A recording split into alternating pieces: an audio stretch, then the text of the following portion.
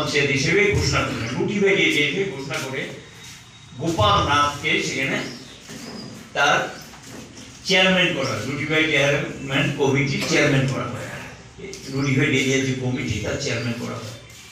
এবং উনি চেয়ারম্যান হওয়ার পর কিছু কাজ এটাকে কেন্দ্র করেও কিন্তু সেখানে তাদের দুই ভাই, একজন ছিলেন নেপাল বাবু, তিনিও কংগ্রেস করতেন, পরবর্তী সময় তিনি সিপিএম এসেছেন, গোপাল বাবুও কংগ্রেস করতেন।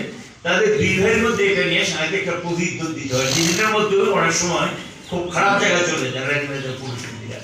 এবং এরপরে গিয়ে নেপাল নাথ আমাদের সঙ্গে চলে আসেন, গোপাল বাবুর যে ছোট ভাই নেপাল নাথ আমাদের সঙ্গে আসেন। এবং আমরা যখন 1993 সালে এই রাজ্যে যখন তৃতীয় বামফ্রন্ট সরকার ক্ষমতা আসে, তখন গিয়ে এই নোটিফাইয়ের চেয়ারম্যান প্রথম করা হয় চুনিলাল শাহকে। আমরা লক্ষ্য করলাম চুনি সাহা এখানে কাজ করতে গিয়ে বিশেষ করে যারা, কারণ একটা কম্বিনেশনটা এরকম ছিল, একদিক দিয়ে শ্রমজীবী আর একদিক দিয়ে নিম্ন মধ্যবিত্ত আর একটা উচ্চ মধ্যবিত্ত কিছু পরিবার ছিল। এবং এই উচ্চ মধ্যবিত্ত পরিবারগুলোর মধ্যে আমাদের প্রভাবটা বাড়তে শুরু করে। নিম্নাদিকদের একটা অংশ দেরিতে হলো তারা বুঝেছেন যে না, বামপন্থীরা তো খারাপ না, ওরা থাকলে তো ভালোই। এবং এদের মধ্যেও দেখা যাচ্ছে রাজনৈতিক পরিবর্তন করতে শুরু করে। এবং চুনি সাহা এই নগরের যখন দায়িত্বপ্রাপ্ত ছিলেন, এই এলাকাটাকে তৈরি করা, এবং এখানে কিছুই ছিল না, রাস্তাঘাট, জল, বিদ্যুৎ, স্কুল টুল ইত্যাদিকে তৈরি করার ক্ষেত্রে একটা ভূমিকা এবং তার অবদান সেখানে ছিল। যেহেতু এগুলো সরকারি সিদ্ধান্ত, কিন্তু বাস্তবায়িত করার ক্ষেত্রে নগরের একটা ভূমিকা থেকে সেই ভূমিকা নগরে নিয়েছিলেন। এবং পরবর্তী সময়ে যখন এটা নগর পঞ্চায়েতের ইলেক্টেড বডি হয়, তাকেই আমরা দায়িত্ব দেওয়া হয় পার্টির পক্ষ থেকে।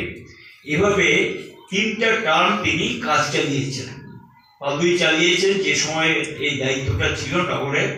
এবং তার সবচেয়ে বড় গুণাবলী ছিল যেটা, মানুষের কথা শুনতেন এবং মানুষের সঙ্গে শুনে সেখানে পজিটিভ দিক থেকে কিছু করা যায় কিনা তার চেষ্টা করতেন। এবং কোনো বিষয় থেকে সেটা দৃষ্টিতে নিয়ে আসতেন, সরকারের দৃষ্টিতে নিয়ে আসা, পার্টির দৃষ্টিতে নিয়ে আসা, এগুলিকে সমাধান করার ক্ষেত্রে একটা ভূমিকা ছিল।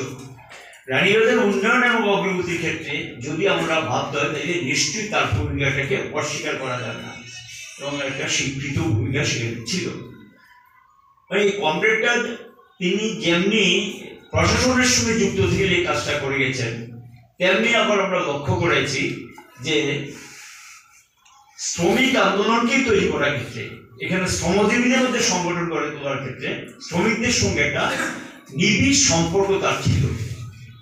এবং নিবিড় সম্পর্ক শব্দটা আমি এই কারণে ব্যবহার করলাম, এদের বাড়ি ঘরে যাওয়া, খবর নেওয়া, যোগাযোগ রক্ষা করা, তাদের কথা শোনা, এই যে সম্পর্কটা, এই সম্পর্কটা ওর সঙ্গে ছিল। এবং সবার সঙ্গে একটা ভালো পরিচিতিও ছিল, যেটা তার এই ব্যক্তিগত পরিচিতিটাই সাংগঠনিকভাবে আমরা সংগঠন তৈরি করার ক্ষেত্রে, CI2 সংগঠন তৈরি করার ক্ষেত্রে, পার্টি বিল্ড আপ করার ক্ষেত্রে যেমন CI2 গণসংগঠন করেছে, সেখানেও ইউনিয়নগুলো তৈরি করার ক্ষেত্রে একটা ভূমিকা অবদান ছিল। বিশেষ রিক্সা শ্রমিক এবং মিল শ্রমিকদের মধ্যে একটা ভালো ভূমিকা কমরেড চুনিলাল শাহর ছিল।